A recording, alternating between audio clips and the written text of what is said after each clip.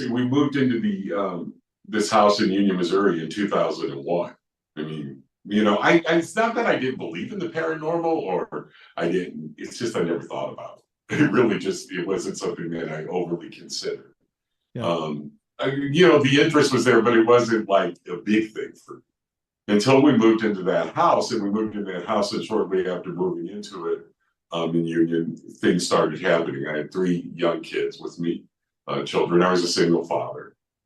And very quickly after moving into the house, the kids started reacting, things chasing them up from the basement or waking up in the middle of the night with things moving around in the room. And there was one point that all three of them, I had them in my bedroom with me because they couldn't be anywhere else. And I wondered what I was doing wrong.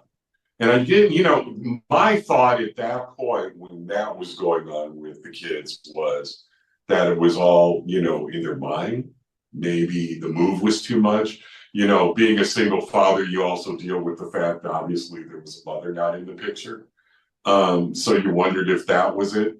And it wasn't until a little bit later that I saw it for myself. And it was a night when we were in the living room. We were going to play a game or something. It was a Monopoly, actually.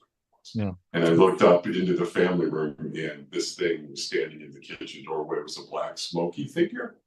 Yeah. And you moved into the family room, and I looked up, and I thought, well, Kevin looked down, this thing's going to be gone. And I looked down, and I looked back up, and it was still there. And then it kind of just, I can't describe it to you other than when people ask, think of moving within itself, almost a churning within itself. You could tell it was male in form. Think of looking at a hot street, a hot asphalt, and you have that shimmer that comes off the asphalt. Right. It kind of had that to it. Mm-hmm. And then it just kind of went. And when it went, I thought, well, okay, something's going on. I got to get out of here. I mean, your belief system crashes in a moment. Right. And I got the kids and told them we were going to go to grandma's. They were confused, and we got to the door, and the door was an old one. You had to put the key in to lock it from the outside. Right. And so when I turned around to lock the door and put the key in, the house started screaming. There was a male scream coming out of the house. Really? The kids heard it. The dogs in the neighborhood heard it.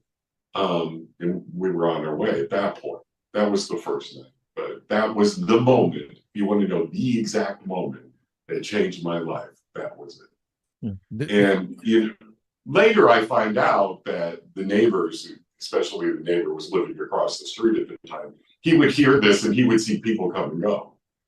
I had talked to him years later, and I said, well, why didn't you tell me I was moving into this? And he told me, he goes, because I knew you wouldn't last here for long. Okay. So it's this well-known thing, this entity in this town. And I just happened to step into it.